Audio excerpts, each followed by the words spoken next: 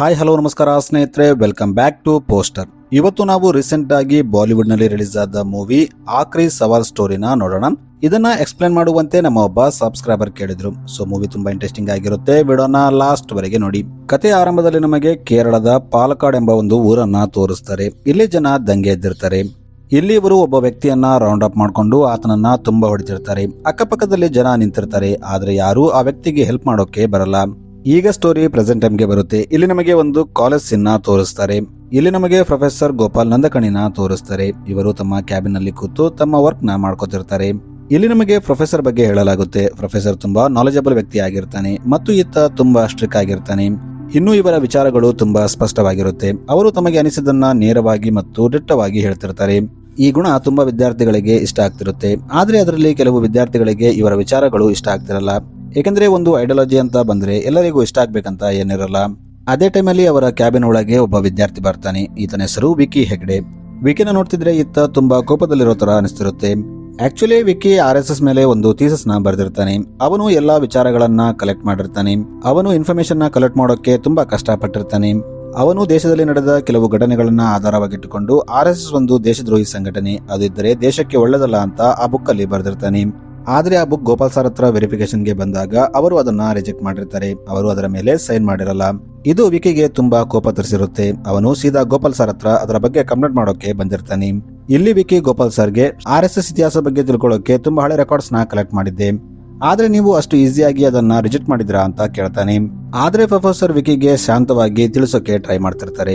ಅವರು ವಿಕಿಗೆ ಇತಿಹಾಸ ಅಂದ್ರೆ ಕೇವಲ ಒಂದು ಪುಟವನ್ನ ನೋಡೋದಲ್ಲ, ಅದರ ಎರಡನೇ ಪುಟವನ್ನ ಸಹ ನೋಡಬೇಕು. ಏಕೆಂದರೆ ಕೆಲವೊಂದು ಅಹಿತಕರ ಘಟನೆಯಿಂದ ಪೂರ್ತಿ ಸಮುದಾಯವನ್ನ ವಿದೂಷಿಸೋದು ತಪ್ಪು ಅಂತ ಹೇಳ್ತಾನೆ. ಆದ್ರೆ ವಿಕಿ ಮಾತ್ರ ಅದನ್ನ ಕೇಳೋ ಮೂಡಲಿರಲ್ಲ. ಏಕೆಂದ್ರೆ ಅವನು ಮಾಡಿದ ರಿಸರ್ಚ್ ಅವನಿಗೆ ಮೇಲಾಗಿರುತ್ತೆ. ನಾನು ಇದನ್ನ ತುಂಬಾ ಕಷ್ಟಪಟ್ಟು ಮಾಡಿದ್ದೀನಿ, ಅದೇ ಕರೆಕ್ಟ್ ಅಂತ ಹೇಳ್ತಿರ್ತಾನೆ. ಆದ್ರೆ ಈಗ ಮಾತು ವಿವಾದಕ್ಕೆ ತಿರುಗುತ್ತೆ. ಇವರು ಜೋರಾಗಿ ಮಾತಾಡ್ತಾ ಕೇಬಿನ್ ಇಂದ ಹೊರಗೆ ಬರ್ತಾರೆ. ಇಲ್ಲಿ ತುಂಬಾ ಜನ ಸ್ಟೂಡೆಂಟ್ ಗಳು ಸೇರಿರ್ತಾರೆ. ಇವರು ಇವರ ವಿವಾದವನ್ನ ಕೇಳ್ತಿರ್ತಾರೆ. ಅದರಲ್ಲಿ ಕೆಲವು ವಿದ್ಯಾರ್ಥಿಗಳು ತಮ್ಮ ಮೊಬೈಲ್ ತಗೊಂಡು ಇವರು ಮಾತಾಡೋದನ್ನ ರೆಕಾರ್ಡ್ ಮಾಡ್ಕೋತಿರ್ತಾರೆ. ಇದನ್ನು ನೋಡಿ ಗೋಪಾಲ್ ಸರ್ ಅವನಿಗೆ ಇದೆಲ್ಲ ವಿವಾದವಾಗುತ್ತೆ. ಸೋಷಿಯಲ್ ಮೀಡಿಯಾದಲ್ಲಿ ಸಣ್ಣ ಸಣ್ಣ ವಿಷಯಗಳು ದೊಡ್ಡ ಗಲಾಟೆಯಾಗಿ ಪರಿವರ್ತನೆ ಆಗುತ್ತೆ. ಅದಕ್ಕೆ ಇದನ್ನ ಇಲ್ಲಿಗೆ ನಿಲ್ಲಿಸ್ಬಿಡು ಅಂತ ಹೇಳ್ತಾನೆ. ಆದ್ರೆ ವಿಕಿ ಮಾತ್ರ ಕೇಳೋ ಮೂಡಲಿರಲ್ಲ. ಅವನು ಗಟ್ಟಿಯಾಗಿ ಮಾತಾಡ್ತಾ RSS ನ ಆಂಟಿ ನ್ಯಾಷನಲ್ ಅಂತ ಕರೀತಾನೆ. ಇದನ್ನ ಕೇಳಿ ಗೋಪಾಲ್ ಸರ್ ಮುಖ ಚೇಂಜ್ ಆಗುತ್ತೆ. ಅವರಿಗೆ ಅದನ್ನ ಕೇಳಿ ತುಂಬಾ ಕೋಪ ಬರುತ್ತೆ. ಏಕೆಂದರೆ ಗೋಪಾಲ್ ಸರ್ಗೆ RSS ಕೇವಲ ಒಂದು ಸಂಘಟನೆ ಆಗಿರಲ್ಲ, ಅದೊಂದು ವಿಚಾರಧಾರೆ ಆಗಿರುತ್ತೆ. ಅದಕ್ಕೆ ಅವರು ಕೋಪದಲ್ಲಿ ವಿಕಿಗೆ ಕಪಾಳಕ್ಕೆ ಒಂದು ಏಟು ಹೊಡಿತಾರೆ. ಇದನ್ನ ನೋಡಿ ಅಲ್ಲಿದ್ದ ವಿದ್ಯಾರ್ಥಿಗಳು ಒಂದು ಸೆಕೆಂಡ್ ಸ್ತಬ್ಧವಾಗ್ತಾರೆ. ಅದೇ ಟೈಮಲ್ಲಿ ಇಲ್ಲಿ ಪ್ರೊಫೆಸರ್ ಪಲ್ಲವಿ ಎಂಟ್ರಿ ಆಗುತ್ತೆ. ಆಕ್ಚುಲಿ ಪ್ರೊಫೆಸರ್ ಪಲ್ಲವಿಗೆ ಮೊದಲಿನಿಂದಲೂ ಪ್ರೊಫೆಸರ್ ಗೋಪಾಲ್ ವಿಚಾರಧಾರೆಗಳು ಅಂದ್ರೆ ಮೊದಲಿನಿಂದಲೂ ಆಗ್ತಿರಲ್ಲ. ಈಕೆ ಗೋಪಾಲ್ ಸರ್ ವಿಚಾರಧಾರೆಗಳನ್ನ ತಪ್ಪು ಅಂತ ಸಾಬೀತು ಮಾಡೋಕೆ ಅವಕಾಶವನ್ನ ಹುಡುಕ್ತಿರ್ತಾಳೆ.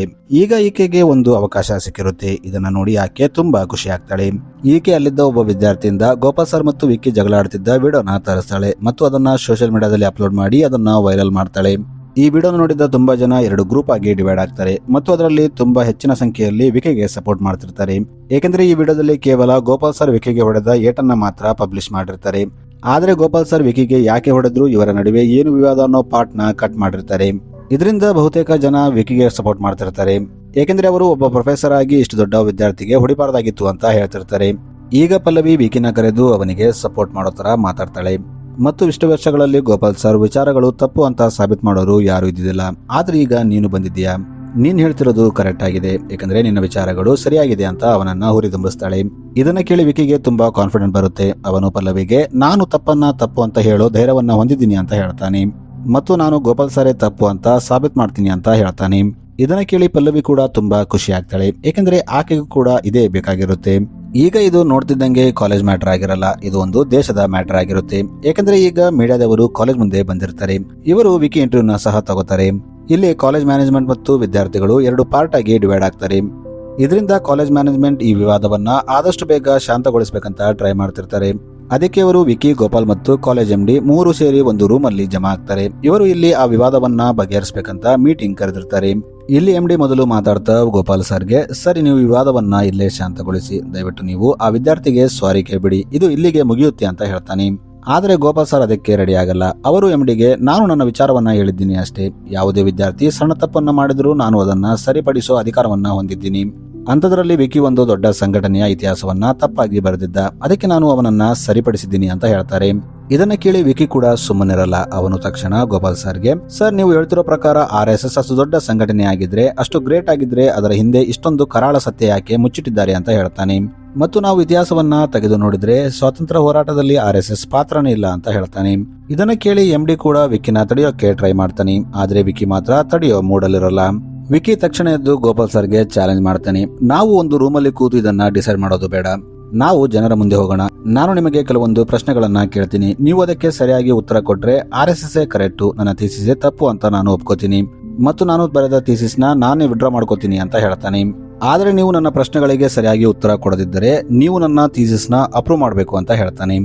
ಈಗ ಅವರು ಅಲ್ಲಿಂದ ಹೊರಗೆ ಬರ್ತಾರೆ. ಈಗ ಸ್ಟೂಡೆಂಟ್ ಮತ್ತು ಮ್ಯಾನೇಜ್ಮೆಂಟ್ ಒಂದೇ ಕಡೆ ಹೊರಗೆ ನಿಂತಿರ್ತಾರೆ. ಇಲ್ಲಿ ವಿಕಿ ತನ್ನ ಮೊದಲ ಪ್ರಶ್ನೆಯನ್ನ ಕೇಳ್ತಾನೆ. ಅವನು ಗೋಪಾಲ್ ಸರ್ಗೆ RSS ದೇಶಭಕ್ತಿ ಸಂಘಟನೆ ಆಗಿದ್ರೆ ಅದನ್ನ 1948 ರಲ್ಲಿ ಯಾಕೆ ಬ್ಯಾನ್ ಮಾಡಲಾಗಿತ್ತು ಅಂತ ಕೇಳ್ತಾನೆ. ಇನ್ನು ಗಾಂಧೀಜಿನ ಕೊಂದ ಗೋಡ್ಸೆ RSS ಸಂಘಟನೆಯವನಾಗಿದ್ದ, ಹಾಗಾದ್ರೆ ಗಾಂಧೀಜಿ ಕೊಲೆ ಹಿಂದೆ RSS ಸಂಘಟನೆ ಯಾಕಿರಬಾರ್ದು ಅಂತ ಕೇಳ್ತಾನೆ.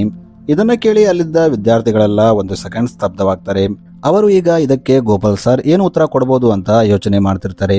ಆದ್ರೆ ಗೋಪಾಲ್ ಸರ್ ಮಾತ್ರ ತುಂಬಾ ಶಾಂತಿಯಿಂದ ನಿಂತಿರ್ತಾರೆ. ಅವರು ವಿದ್ಯಾರ್ಥಿಗಳ ಕಡೆ ನೋಡಿ, ನೀವು ಅರ್ಧ ಇತಿಹಾಸವನ್ನ ಓದಿದ್ರೆ ಇದೇ ರೀತಿ ಪ್ರಶ್ನೆಗಳನ್ನ ಮಾಡ್ತೀರಾ, ಈಗ ಪೂರ್ತಿ ಇತಿಹಾಸವನ್ನ ಕೇಳಿ ಅಂತ ವಿಕಿ ಕಡೆ ನೋಡ್ತಾರೆ ಮತ್ತು ವಿಕಿಗೆ ಉತ್ತರವನ್ನ ಕೊಡ್ತಾರೆ.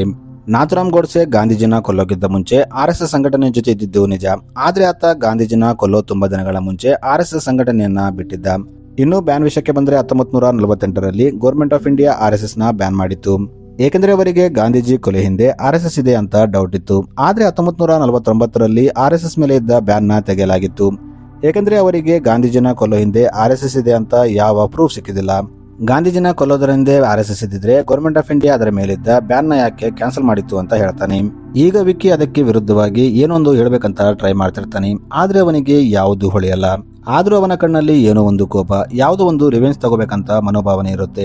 ಇದನ್ನೆಲ್ಲ ನೋಡ್ತಿದ್ದ ಗೋಪಾಲ್ ಸರ್ಗೆ ಅವನ ಒಂದು ಮನಸ್ಥಿತಿ ಅರ್ಥವಾಗ್ತಿರುತ್ತೆ. ಆದ್ರೂ ಅವರು ತುಂಬಾ ಶಾಂತಿಯಿಂದ ಅವನಿಗೆ ಉತ್ತರ ಕೊಡ್ತಾರೆ.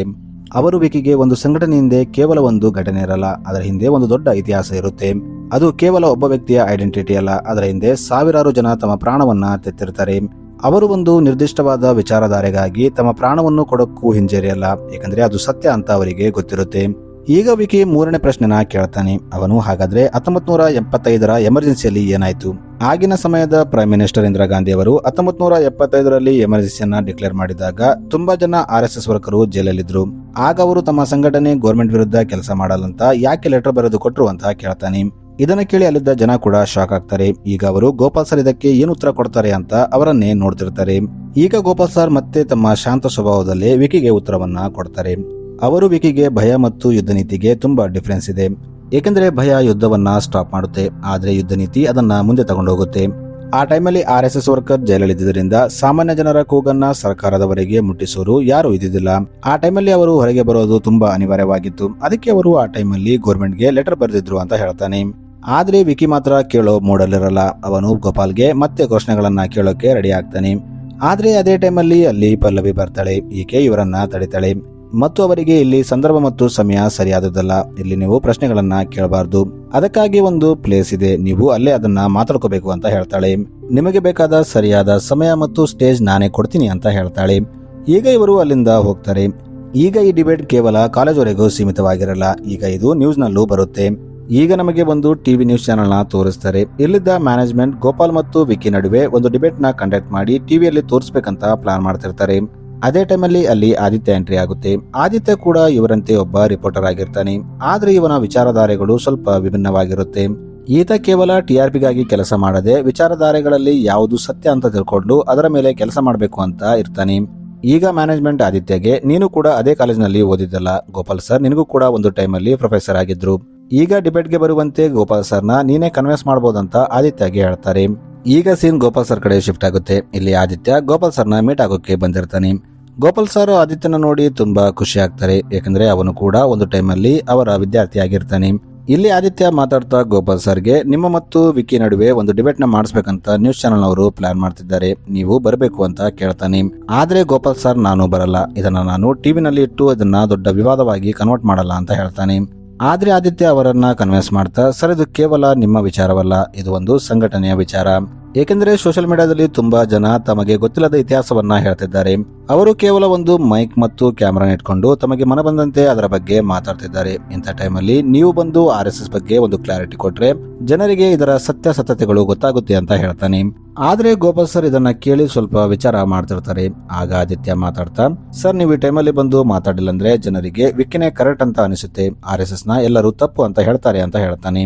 ಇದನ್ನ ಕೇಳಿ ಗೋಪಾಲ್ ಸರ್ಗೂ ನಿಜ ಅಂತ ಅನಿಸುತ್ತೆ. ಅದಕ್ಕೆ ಅವರು ಡಿಬೇಟ್ಗೆ ಹೋಗಲು ಒಪ್ಕೋತಾರೆ. ಇಲ್ಲಿ ವಿಕಿ ಟಿವಿನಲ್ಲಿ ತನ್ನ ನ್ಯೂಸ್ ನ ನೋಡ್ತಿರ್ತಾನೆ. ಎಲ್ಲಾ ನ್ಯೂಸ್ ಚಾನೆಲ್ ನಲ್ಲಿ ವಿಕಿ ಬಗ್ಗೆನೇ ಮಾತಾಡ್ತಿರ್ತಾರೆ.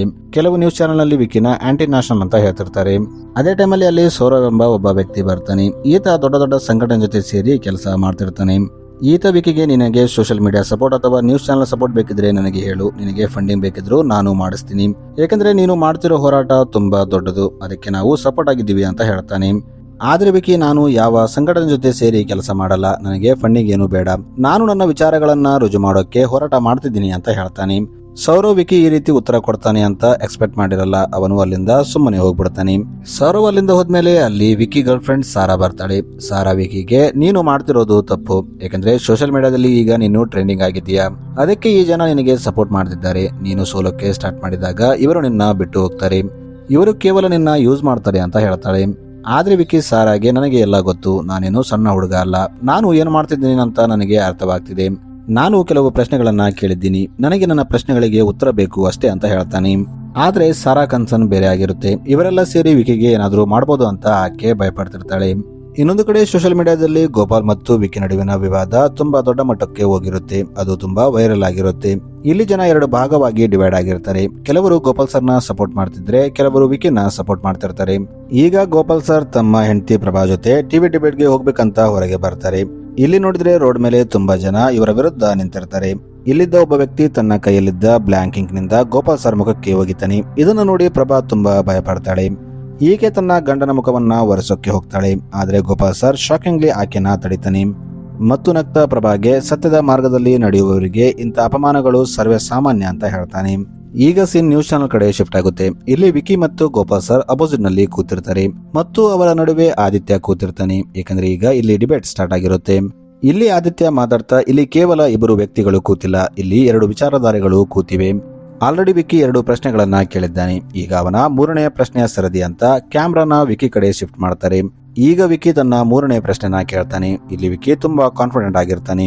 ಇಲ್ಲಿ ವಿಕಿ ತನ್ನ ಮೂರನೇ ಪ್ರಶ್ನೆನ ಕೇಳ್ತಾನೆ. ಅವನು ಗೋಪಾಲ್ ಸರ್ಗೆ, ನನ್ನ ಮುಂದಿನ ಪ್ರಶ್ನೆ 1992ಕ್ಕೆ ಸಂಬಂಧಿಸಿದೆ. ಏಕೆಂದ್ರೆ ಆ ಟೈಮಲ್ಲಿ RSS ಸಂಘಟನೆ ಬಾಬ್ರಿ ಮಸ್ಜಿದ್ ನ ಡೆಮಾಲಿಷ್ ಮಾಡಿತ್ತು. ಇದು ಕಾನೂನಿನ ಉಲ್ಲಂಘನೆ, ಇದು RSS ಮಾಡಿದ ತಪ್ಪಲ್ವಾ ಅಂತ ಕೇಳ್ತಾನೆ. ಇದನ್ನ ಕೇಳಿ ಅಲ್ಲಿದ್ದ ಎಲ್ಲರೂ ಶಾಂತವಾಗ್ತಾರೆ. ಅವರು ಈ ಪ್ರಶ್ನೆಗೆ ಗೋಪಾಲ್ ಸರ್ ಹತ್ರ ಉತ್ತರ ಇರಲ್ಲ ಅಂತ ಅನ್ಕೋತಾರೆ. ಆದ್ರೆ ಗೋಪಾಲ್ ಸರ್ ಮಾತಾಡ್ತಾ, ನೀವು ಹೇಳ್ತಿರೋ ಬಾಬ್ರಿ ಮಸ್ಜಿದ್ ನ RSS ಅವರು ಡೆಮಾಲಿಷ್ ಮಾಡಿಲ್ಲ, ಯಾಕಂದ್ರೆ ಬ್ರಿಟಿಷರ ಕಾಲದಲ್ಲಿ ಆ ಜಾಗನ ಜನ್ಮಸ್ಥಳ ಅಂತ ರೆಕಾರ್ಡ್ ನಲ್ಲಿ ಬರೆಯಲಾಗಿದೆ. ಇನ್ನು ನಮ್ಮ ಪೂರ್ವಜರಿಗೆ ಆ ಟೈಮಲ್ಲಿ ಆ ಟೆಂಪಲ್ ನಲ್ಲಿ ಪೂಜೆ ಮಾಡೋ ಅವಕಾಶ ಇದ್ದಿದ್ದಿಲ್ಲ, ಯಾಕಂದ್ರೆ ಆ ಜಾಗದ ಕೆಳಗೆ ನಮಗೆ ನಮ್ಮ ಟೆಂಪಲ್ ನ ಅವಶೇಷಗಳು ಸಿಕ್ಕಿವೆ. ಇನ್ನು ನಮ್ಮ ಪೂರ್ವಜರು ಅಲ್ಲಿಂದ ಹೊರಗೆ ಇದ್ದ ರಾಮ್ ಚಬುತ್ರ ಮೇಲೆ ತಮ್ಮ ಪೂಜೆಯನ್ನ ಮಾಡ್ಕೋತಿದ್ರು. ಇದು ಕೇವಲ ಒಂದು ಜಮೀನಿನ ವಿವಾದವಲ್ಲ, ಇದು ಕೋಟ್ಯಾನು ಜನರ ಒಂದು ನಂಬಿಕೆಯ ವಿವಾದ ಅಂತ ಹೇಳ್ತಾನೆ. ಇದನ್ನು ಕೇಳಿ ವಿಕಿಗೆ ತುಂಬಾ ಕೋಪ ಬರುತ್ತೆ. ಅವನು ಅವರಿಗೆ, ನೀವು ಅಲ್ಲಿ ಮಸ್ಜಿದ್ ಇರೋ ವಿಷಯನ ಯಾಕೆ ಒಪ್ಕೋತಿಲ್ಲ ಅಂತ ಕೇಳ್ತಾನೆ. ಇದನ್ನ ಕೇಳಿ ಗೋಪಾಲ್ ಸರ್, ಹಾಗಲ್ಲ, ಏಕೆಂದ್ರೆ ಮಸ್ಜಿದ್ ನ ಕಟ್ಟಬೇಕಾದ್ರೆ ಕೆಲವೊಂದು ನಿಯಮಗಳಿವೆ. ಮಸ್ಜಿದ್ ನ ಒಂದು ಸಮಾಧಿ ಮೇಲೆ ಕಟ್ಟೋ ಹಾಗಿಲ್ಲ, ಇದನ್ನ ಕುರಾನ್ ಅಲ್ಲಿ ಬರೆಯಲಾಗಿದೆ. ಇನ್ನು ಶರಿಯತ್ ಲಾ ಪ್ರಕಾರ ಒಂದು ಮಸ್ಜಿದ್ ವಿವಾದಿತ ಪ್ರದೇಶದಲ್ಲಿದ್ದರೆ ಅದನ್ನ ಮಸ್ಜಿದ್ ಅಂತ ಕರೆಯಲ್ಲ. ಯಾಕಂದ್ರೆ ಒಂದು ಮಸ್ಜಿದ್ ಕಟ್ಟಬೇಕಾಗಿದ್ರೆ ಆ ಪ್ರದೇಶ ವಿವಾದಿತ ಪ್ರದೇಶವಾಗಿರಬಾರದು ಮತ್ತು ಅದರ ಕೆಳಗೆ ಸಮಾಧಿ ಇರಬಾರದು ಅಂತ ಹೇಳ್ತಾನೆ. ಇದನ್ನ ಕೇಳಿ ಸ್ಟುಡಿಯೋದಲ್ಲಿದ್ದವರೆಲ್ಲ ಶಾಂತವಾಗ್ತಾರೆ. ವಿಕಿಗೂ ಏನು ಪ್ರಶ್ನೆ ಕೇಳ್ಬೇಕಂತ ಅರ್ಥವಾಗಲ್ಲ. ಅವನು ಕೂಡ ಏನು ಹೇಳ್ಬೇಕಂತ ಗೊತ್ತಾಗದೆ ಸುಮ್ಮನಾಗ್ತಾನೆ. ಈಗ ಇವರ ಪರಿಸ್ಥಿತಿಯನ್ನ ನೋಡಿ ಆದಿತ್ಯ ಮುಂದೆ ಬರ್ತಾನೆ. ಈತ ವಿಕಿಗೆ, ನಿಮ್ಮ 4ನೇ ಪ್ರಶ್ನೆನ ಕೇಳಿ ಅಂತ ಹೇಳ್ತಾನೆ. ಒಂದು ಟೈಮಲ್ಲಿ ನಮ್ಮ ದೇಶದಲ್ಲಿ ಒಂದು ಸುನಾಮಿ ಬಂದಿತ್ತು. ಅದರಲ್ಲಿ ತುಂಬಾ ಜನ ದೇಶದಲ್ಲಿದ್ದವರೆಲ್ಲ ಅದಕ್ಕೆ ಸಹಾಯ ಮಾಡಿದ್ರು. RSS ಕೂಡ ಆ ಟೈಮಲ್ಲಿ ಆ ಸುನಾಮಿಗೆ ತನ್ನ ಕೈಲಾದಷ್ಟು ಸಹಾಯ ಮಾಡಿದ್ದೀನಿ ಅಂತ ಹೇಳಿತ್ತು. ಆದ್ರೆ ಅದಕ್ಕೆ ಸಂಬಂಧಪಟ್ಟಂತೆ ಒಂದು ರೆಕಾರ್ಡ್ ಕೂಡ ಇಲ್ಲ. ಏಕೆಂದ್ರೆ RSS ತನಗೆ ತಾನು ಸ್ವಯಂ ಸೇವಾ ಸಂಘಟನೆ ಅಂತ ಹೇಳುತ್ತೆ. ದೇಶದ ಯಾವುದೇ ವಿಪತ್ತಿನ ಪರಿಸ್ಥಿತಿಯಲ್ಲಿ ನಾವು ಮುಂದೆ ಇರ್ತೀವಿ ಅಂತ ಹೇಳುತ್ತೆ. ಆದ್ರೆ ಅಂತ ಟೈಮಲ್ಲಿ ಅವರು ಏನು ಮಾಡಿದ್ರು, ಯಾರಿಗೆ ಹೆಲ್ಪ್ ಮಾಡಿದ್ರು ಅಂತ ಒಂದು ರೆಕಾರ್ಡ್ ಕೂಡ ಇಲ್ಲ. ಈ ಟೈಮಲ್ಲಿ ಜನ ಒಬ್ಬ ವ್ಯಕ್ತಿಗೆ ನೀರು ಕುಡಿಸಿದ್ರು, ಅದನ್ನ ರೀಲ್ ಮಾಡಿ ಸೋಷಿಯಲ್ ಮೀಡಿಯಾದಲ್ಲಿ ಅಪ್ಲೋಡ್ ಮಾಡ್ತಾರೆ. ಅಂತದರಲ್ಲಿ RSS ಅಂತ ದೊಡ್ಡ ಸಂಘಟನೆ ಸಹಾಯ ಮಾಡಿದ್ದಕ್ಕೆ ಯಾವ ಫೋಟೋ ಅಥವಾ ವಿಡಿಯೋ ಪ್ರೂಫ್ ಇಲ್ಲ. ಇದಕ್ಕೆ ನೀವು ಏನ್ ಹೇಳ್ತೀರಾ ಅಂತ ಕೇಳ್ತಾನೆ. ಈಗ ಗೋಪಾಲ್ ಸರ್ ಮಾತಾಡ್ತಾರೆ. ಅವರು ವಿಕಿಗೆ, ಸಹಾಯ ಅನ್ನೋದು ಜನರಿಗೆ ತೋರಿಸಿ ಮಾಡುವಂತದ್ದಲ್ಲ, ಯಾರಿಗಾದ್ರೂ ಸಹಾಯ ಬೇಕಿದ್ರೆ ಅವರಿಗೆ ಸಹಾಯ ಮಾಡಿ, ಅದನ್ನ ಸೋಷಿಯಲ್ ಮೀಡಿಯಾದಲ್ಲಿ ಹಾಕಿ ಅವರಿಗೆ ಅಪಮಾನ ಮಾಡುವಂತ ನಮ್ಮ ಸಂಘಟನೆ ನಮಗೆ ಹೇಳಿಲ್ಲ. ನಾವು ಶಾಂತವಾಗಿ ನಿಶಬ್ದತೆಯಿಂದ ಸಹಾಯ ಮಾಡಿ ಸುಮ್ಮನಾಗ್ತೀವಿ ಅಂತ ಹೇಳ್ತಾನೆ. ಇದನ್ನ ಕೇಳಿ ವಿಕಿಗೆ ಕೋಪ ಬರುತ್ತೆ. ಅವನು, ನಿಮ್ಮ ಸಂಘಟನೆ ತುಂಬಾ ದೊಡ್ಡದು, ನೀವು ಸಹಾಯ ಮಾಡಿದ್ರೆ ಯಾರೋ ಒಬ್ರು ಅದನ್ನ ವಿಡಿಯೋ ಅಥವಾ ಫೋಟೋ ತೆಗೆದು ಸೋಷಿಯಲ್ ಮೀಡಿಯಾದಲ್ಲಿ ಹಾಕ್ತಿದ್ರು, ಆದ್ರೆ ಅಂತ ರೆಕಾರ್ಡ್ ಯಾವುದು ನಾವು ಇಲ್ಲಿವರೆಗೆ ನೋಡಿಲ್ಲ ಅಂತ ಹೇಳ್ತಾನೆ. ಇವರು ಇಲ್ಲಿ ಮಾತಾಡ್ತಿದ್ದಾಗ ಚಾನಲ್ ಕಡೆಯಿಂದ ಆದಿತ್ಯಗೆ ಒಂದು ಇನ್ಸ್ಟ್ರಕ್ಷನ್ ಬರುತ್ತೆ. ಒಬ್ಬ ವ್ಯಕ್ತಿ ಅವಾಗಿಂದ ಕಂಟಿನ್ಯೂ ಆಗಿ ಕಾಲ್ ಮಾಡ್ತಿದ್ದಾನೆ, ಅದನ್ನ ರಿಸೀವ್ ಮಾಡುವಂತೆ ಹೇಳ್ತಾರೆ. ಏಕೆಂದ್ರೆ ಅವನು ಈ ಡಿಬೇಟ್ ನಲ್ಲಿ ಏನೋ ಒಂದು ಹೇಳಬೇಕಂತ ಟ್ರೈ ಮಾಡ್ತಿದ್ದಾನೆ ಅಂತ ಹೇಳ್ತಾರೆ. ಈಗ ಆದಿತ್ಯ ಆ ಕಾಲ್ ನ ರಿಸೀವ್ ಮಾಡ್ತಾನೆ. ಈಗ ನಮ್ಮ ಜೊತೆ ಪ್ರಶಾಂತ್ ಅನ್ನೋ ವ್ಯಕ್ತಿ ಈ ಡಿಬೇಟ್ ನಲ್ಲಿ ಮಾತಾಡೋಕೆ ಜಾಯ್ನ್ ಆಗಿದ್ದಾರೆ ಅಂತ ಹೇಳ್ತಾನೆ. ಆದಿತ್ಯ ಪ್ರಶಾಂತ್ಗೆ ಹೇಳಿ ನಿಮ್ಮ ಅನಿಸಿಕೆ ಏನು ಅಂತ ಕೇಳ್ತಾನೆ. ಈಗ ಆ ಕಡೆಯಿಂದ ಏನು ಶಬ್ದ ಬರಲ್ಲ. ಆ ಕಡೆ ಇದ್ದ ವ್ಯಕ್ತಿ ಸ್ವಲ್ಪ ಹೊತ್ತು ಸೈಲೆಂಟ್ ಆಗ್ತಾನೆ. ಅವನು ತನ್ನನ್ನೇ ತಾನು ಸಿದ್ಧಪಡಿಸಿಕೊಂಡು ತನ್ನ ಮಾತನ್ನ ಹೇಳ್ತಾನೆ. ನೀವು ಮಾತಾಡ್ತಿರೋ ಸುನಾಮಿ ಬಗ್ಗೆ ನಾನೊಂದು ವಿಷಯವನ್ನ ಹೇಳಬೇಕು. ಆ ಸುನಾಮಿಯಲ್ಲಿ ಗೋಪಾಲ್ ಸರ್ ತಮ್ಮ ಮಗನನ್ನ ಕಳ್ಕೊಂಡಿದ್ದಾರೆ ಅಂತ ಹೇಳ್ತಾನೆ. ಇದನ್ನ ಕೇಳಿ ಅಲ್ಲಿದ್ದವರೆಲ್ಲ ಒಂದು ಸೆಕೆಂಡ್ ಶಾಂತವಾಗ್ತಾರೆ. ಆದಿತ್ಯ ಕೂಡ ಗೋಪಾಲ್ ಸರ್ ಕಡೆ ನೋಡ್ತಾನೆ. ಇದನ್ನ ಕೇಳಿ ಗೋಪಾಲ್ ಸರ್ ಕಣ್ಣಲ್ಲಿ ನೀರು ಬರುತ್ತೆ. ಅವರು ತಮ್ಮ ಮಗನ್ನ ಮತ್ತೆ ನೆನಪು ಮಾಡ್ಕೋತಾರೆ. ಈಗ ಪ್ರಶಾಂತ್ ಮುಂದೆ ಮಾತಾಡ್ತಾ, ಆ ಟೈಮಲ್ಲಿ ಗೋಪಾಲ್ ಸರ್ ತನ್ನ ಮಗನ ಚಿಂತೆ ಮಾಡದೆ ನಮ್ಮನ್ನ ಕಾಪಾಡ್ತಿದ್ರು. ಅವರು ಅಲ್ಲಿ ಸಿಕ್ಕಾಕೊಂಡಿದ್ದ ತುಂಬಾ ಜನರ ಪ್ರಾಣವನ್ನ ಕಾಪಾಡಿದ್ರು. ಅದರಲ್ಲಿ ನಾನು ಕೂಡ ಒಬ್ಬನು. ನನ್ನ ಅವತ್ತು ಗೋಪಾಲ್ ಸರ್ ಕಾಪಾಡಿಲ್ಲ ಅಂದ್ರೆ ನಾನು ಇವತ್ತು ನಿಮ್ಮ ಮುಂದೆ ಮಾತಾಡ್ತಿದ್ದಿಲ್ಲ. ಆ ಟೈಮಲ್ಲಿ RSS ಸಂಘಟನೆಯವರು ಮತ್ತು ಗೋಪಾಲ್ ಸರ್ ತುಂಬಾ ಜನರ ಪ್ರಾಣವನ್ನ ಕಾಪಾಡಿದ್ರು. ಕೆಲವೊಂದು ಸಲ ಕೇವಲ ಫೋಟೋ ಮತ್ತು ವಿಡಿಯೋ ಮುಖ್ಯವಾಗಲ್ಲ, ಜನ ಗ್ರೌಂಡ್ ಅಲ್ಲಿ ಇಳಿದು ಕೆಲಸ ಮಾಡ್ತಾರೆ. ಅದರಲ್ಲಿ RSS ಸಂಘಟನೆ ಕೂಡ ಒಂದು ಅಂತ ಹೇಳ್ತಾನೆ. ಇದನ್ನ ಕೇಳಿ ವಿಕಿ ಕೂಡ ಸ್ವಲ್ಪ ಸೈಲೆಂಟ್ ಆಗ್ತಾನೆ. ಅವನು ತನ್ನ ವಿಚಾರಗಳ ಮೇಲೆ ಮತ್ತೊಮ್ಮೆ ವಿಚಾರ ಮಾಡ್ತಿರ್ತಾನೆ. ಅವನು ಸೈಲೆಂಟ್ ಆಗಿರೋದನ್ನ ನೋಡಿ ಆದಿತ್ಯ ಮಾತಾಡ್ತಾನೆ. ಅವನು ವಿಕಿಗೆ ನಿನ್ನ ಮುಂದಿನ ಪ್ರಶ್ನೆವನ್ನ ಕೇಳು ಅಂತ ಹೇಳ್ತಾನೆ. ಈಗ ವಿಕಿ ತನ್ನ ಕೊನೆಯ ಮತ್ತು 5ನೇ ಪ್ರಶ್ನೆನ ಕೇಳ್ತಾನೆ. ಈ ಪ್ರಶ್ನೆ ವಿಕಿಗೆ ಸ್ವಲ್ಪ ಪರ್ಸನಲ್ ಆಗಿರುತ್ತೆ. ಈ ಪ್ರಶ್ನೆನ ಕೇಳ್ತಿದ್ದಾಗ ವಿಕಿ ಸ್ವಲ್ಪ ಭಾವುಕನಾಗ್ತಾನೆ. ಏಕೆಂದ್ರೆ ಈ ಪ್ರಶ್ನೆ ಸ್ವಲ್ಪ ಪರ್ಸನಲ್ ಆಗಿರುತ್ತೆ. ಇಲ್ಲಿ ವಿಕಿ ಪ್ರಶ್ನೆನ ಕೇಳ್ತಾ 2018 ಕೇರಳದ ಪಾಲ್ಕಾಡ್ನಲ್ಲಿ ಒಬ್ಬ ವ್ಯಕ್ತಿಯನ್ನ ಅತಿ ದಾರುಣವಾಗಿ ಗುಂಪು ಗಲಾಟೆಯಲ್ಲಿ ಕೊಂದ್ಬಿಟ್ರು. ಜನರು ಹೇಳೋ ಪ್ರಕಾರ ಆ ವ್ಯಕ್ತಿನ ಕೊಂದಿದ್ದು RSS ಸಂಘಟನೆಯವರು ಅಂತ ಹೇಳ್ತಾನೆ. RSS ಅವರು ತಮ್ಮ ವಿಚಾರಗಳು ಫೇಲ್ ಆದಾಗ ತಮ್ಮ ವಿಕ್ಟಮ್ ಕಾರ್ಡ್ ನ ಪ್ಲೇ ಮಾಡ್ತಾರೆ. ಅವರು ತಮ್ಮ ವಿರುದ್ಧ ಯಾವುದಾದ್ರೂ ವಿಷಯ ಹೋಗ್ತಿದೆ ಅಂತ ಗೊತ್ತಾದ್ರೆ ಅಂತ ವ್ಯಕ್ತಿಗಳನ್ನ ತಡೆಯೋಕೆ ಅವರನ್ನ ಕೊಲ್ತಾರೆ. ಅದೇ ರೀತಿ ಅವರು ಕೇರಳದ ಪಾಲ್ಕಾಡ್ನಲ್ಲಿದ್ದ ಶ್ರೀನಾಥ್ನ ಕೊಂದಿದ್ರು ಅಂತ ಹೇಳ್ತಾನೆ. ಆಗ ಗೋಪಾಲ್ ಸರ್ ಇದಕ್ಕೆ ಉತ್ತರ ನಾನು ಕೊಡಲ್ಲ, ಒಂದು ವಿಡಿಯೋ ಕೊಡುತ್ತೆ ಅಂತ ಹೇಳ್ತಾನೆ ಮತ್ತು ಆದಿತ್ಯಗೆ ಒಂದು ವಿಡಿಯೋನ ಪ್ಲೇ ಮಾಡುವಂತೆ ಹೇಳ್ತಾನೆ. ಈಗ ಆದಿತ್ಯ ಒಂದು ವಿಡಿಯೋನ ಪ್ಲೇ ಮಾಡ್ತಾನೆ. ಇದು ಅದೇ ಪಾಲ್ಕಾಡ್ನ ಒಂದು ವಿಡಿಯೋ ಆಗಿರುತ್ತೆ. ಅಲ್ಲಿದ್ದ ಕೆಲವು ಜನ ಒಬ್ಬ ವ್ಯಕ್ತಿಯನ್ನ ಗುಂಪಾಗಿ ರೌಂಡ್ ಅಪ್ ಮಾಡ್ಕೊಂಡು ಅವನನ್ನ ತುಂಬಾ ಬ್ರೂಟಲ್ ಆಗಿ ಹೊಡಿತಿರ್ತಾರೆ. ಅದೇ ಗುಂಪಲ್ಲಿದ್ದ ಒಬ್ಬ ವ್ಯಕ್ತಿ ಆ ವಿಡಿಯೋನ ಮಾಡಿರ್ತಾನೆ. ಈಗ ಅವರು ಆ ವ್ಯಕ್ತಿನ ಎತ್ಕೊಂಡು ಒಂದು ನಿರ್ಜನ ಪ್ರದೇಶಕ್ಕೆ ಹೋಗ್ತಾರೆ ಮತ್ತು ಅವನನ್ನ ಅಲ್ಲಿ ಕೊಂದು ಬಿಡ್ತಾರೆ. ಆಮೇಲೆ ಅವರು ಟೋಪಿಯನ್ನ ಹಾಕೊಂಡು ಅಲ್ಲಾಹ್ ಅಕ್ಬರ್ ಅಂತ ಕೂಗ್ತಾರೆ. ಇದನ್ನ ನೋಡಿ ಗೋಪಾಲ್ ಸರ್ ವಿಕಿಗೆ ಇದು RSS ನ ಘೋಷಣೆ ಅಲ್ಲ, ಇದು ಯಾರ ಘೋಷಣೆ ಅಂತ ನಿನಗೆ ಅರ್ಥ ಆಗಿರ್ಬೇಕು ಅಂತ ಹೇಳ್ತಾನೆ. ಇದನ್ನ ನೋಡಿದ್ದ ಸ್ಟುಡಿಯೋದಲ್ಲಿದ್ದ ಎಲ್ಲ ಜನ ಸೈಲೆಂಟ್ ಆಗ್ತಾರೆ. ವಿಕಿಗೂ ಕೂಡ ಇದರ ಉತ್ತರ ಗೊತ್ತಿರುವಂತೆ ಅನಿಸ್ತಿರುತ್ತೆ. ಅದೇ ಟೈಮಲ್ಲಿ ಸ್ಟುಡಿಯೋ ಹೊರಗಿದ್ದ ಒಬ್ಬ ರಿಪೋರ್ಟರ್ಗೆ ಒಂದು ನ್ಯೂಸ್ ಬರುತ್ತೆ. ಆಕೆ ತಕ್ಷಣ ಒಳಗೆ ಬಂದು ಆದಿತ್ಯಗೆ ಆ ನ್ಯೂಸ್ ನ ಹೇಳ್ತಾರೆ. ಆ ನ್ಯೂಸ್ ನ ಕೇಳಿದ ಅಲ್ಲಿದ್ದ ಎಲ್ಲರೂ ಶಾಕ್ ಆಗ್ತಾರೆ. ಏಕೆಂದ್ರೆ ಅವರು ಇಷ್ಟೊತ್ತು ವಿಕ್ಕಿ ಅನ್ಕೊಂಡಿದ್ದ ಹುಡುಗ ವಿಕ್ಕಿ ಆಗಿರಲ್ಲ, ಅವನು ಅದೇ ಶ್ರೀನಾಥ್ ಮಗ ಆಗಿರ್ತಾನೆ. ಈಗ ಈ ನ್ಯೂಸ್ ಹೊರಗೆ ಬಂದಾಗ ಪಲ್ಲವಿ ಅಸಿಸ್ಟೆಂಟ್ ಹೋಗಿ ಪಲ್ಲವಿಗೆ ಈ ವಿಷಯ ಹೇಳ್ತಾಳೆ. ಈ ವಿಷಯ ಕೇಳಿ ಪಲ್ಲವಿ ಕೂಡ ಶಾಕ್ ಆಗ್ತಾಳೆ. ಹಾಗಾದ್ರೆ ಇಷ್ಟೊತ್ತು ವಿಕ್ಕಿ ತಮ್ಮ ಜೊತೆ ಗೇಮ್ ಮಾಡ್ತಿದ್ದ ಅಂತ ಅರ್ಥ ಮಾಡ್ಕೋತಾಳೆ. ಏಕೆಂದ್ರೆ ವಿಕ್ಕಿ ಕೇವಲ ತನ್ನ ಥೀಸಸ್ ನ ಅಪ್ರೂವ್ ಮಾಡಿಸೋಕೆ ಈ ಪ್ರಶ್ನೆಗಳನ್ನ ಕೇಳಿರಲ್ಲ, ಅದರ ಹಿಂದೆ ಅವನ ಒಂದು ಅಜೆಂಡಾ ಇರುತ್ತೆ. ಈಗ ಡಿಬೇಟ್ ಕಂಪ್ಲೀಟ್ ಆಗುತ್ತೆ. ಈಗ ಎಲ್ಲರೂ ತಮ್ಮ ತಮ್ಮ ಮನೆಗೆ ಹೋಗ್ತಾರೆ.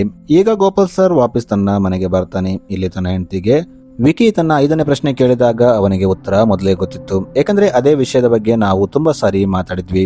ಇದರರ್ಥ ವಿಕಿಗೆ ಕೇವಲ RSS ಬಗ್ಗೆ ಪ್ರಶ್ನೆ ತೊದ್ದು ಆಗಿದ್ದಿಲ್ಲ, ಅವನು ಏನೋ ಒಂದು ನಿಜಾನ ಹೊರಗೆ ತರಬೇಕಂತ ಟ್ರೈ ಮಾಡ್ತಿದ್ದ ಅಂತ ಹೇಳ್ತಾನೆ. ಅವನಿಗೆ ತನ್ನ ತಂದೆ ಜೊತೆ ಏನಾಗಿತ್ತು ಅಂತ ಗೊತ್ತಿರುತ್ತೆ ಮತ್ತು ಅವರನ್ನ ಯಾರು ಕೊಂದಿದ್ರು ಅಂತ ಎಲ್ಲ ಸತ್ಯ ಗೊತ್ತಿರುತ್ತೆ. ಆದ್ರೆ ಇದು ಮೇನ್ ಸ್ಟ್ರೀಮ್ ಮೀಡಿಯಾದಲ್ಲಿ ಬಂದಿರಲ್ಲ. ಅದಕ್ಕೆ ಅವನು ಈ ಸತ್ಯನ ಹೊರಗೆ ತರೋಕೆ ಒಂದು ಪ್ಲಾನ್ ಮಾಡ್ತಾನೆ. ಆದ್ರೆ ಈ ಸತ್ಯ ಹೊರಗೆ ಬರಬೇಕಾದ್ರೆ ಇದಕ್ಕೆ ಸರಿಯಾದ ವ್ಯಕ್ತಿ ಯಾರು ಅಂತ ಅವನು ಹುಡುಕ್ತಿದ್ದಾಗ ಅವನಿಗೆ ಗೋಪಾಲ್ ಸರ್ ಸಿಗ್ತಾರೆ. ಏಕೆಂದ್ರೆ ಇಂಥ ವಿಷಯದ ಬಗ್ಗೆ ಗೋಪಾಲ್ ಸರ್ ಮಾತ್ರ ಧೈರ್ಯದಿಂದ ಮಾತಾಡಬಹುದು ಅಂತ ಅವನಿಗೆ ಗೊತ್ತಿರುತ್ತೆ. ಅದಕ್ಕೆ ಅವನು ಗೋಪಾಲ್ ಸರ್ನ ಎದುರಾಕೊಂಡು ಈ ಪ್ರಶ್ನೆನ ಎತ್ತಿರ್ತಾನೆ. ಈಗ ಸ್ಟೋರಿ 1 ತಿಂಗಳು ಮುಂದೆ ಹೋಗುತ್ತೆ. ಈಗ ವಿಕಿ ಮಣಿಪುರ್ಗೆ ಹೋಗಿರ್ತಾನೆ. ಇಲ್ಲಿ ವಿಕಿ ತನ್ನ ಒಂದು ಹೊಸ ಮಿಷನ್ ಗಾಗಿ ಬಂದಿರ್ತಾನೆ. ಇವನು ತನ್ನ ಮಿಷನ್ಗೆ ಅಷ್ಟಲಕ್ಷ್ಮಿ ಅಂತ ಹೆಸರಿಡ್ತಾನೆ. ಅಂದ್ರೆ ಈಗ ಮುಂದಿನ ಕತೆ 7 ಸಿಸ್ಟರ್ ಆಫ್ ಇಂಡಿಯಾ ಅಂದ್ರೆ ನಾರ್ತ್ ಈಸ್ಟ್ ಬಗ್ಗೆ ಆಗಿರುತ್ತೆ ಅಂತ ಮೂವಿ ನಮಗೆ ಹಿಂಟ್ ಕೊಡುತ್ತೆ. ಸೊ ಮೂವಿ ಇಲ್ಲಿಗೆ ಎಂಡ್ ಆಗುತ್ತೆ. Thanks for watching.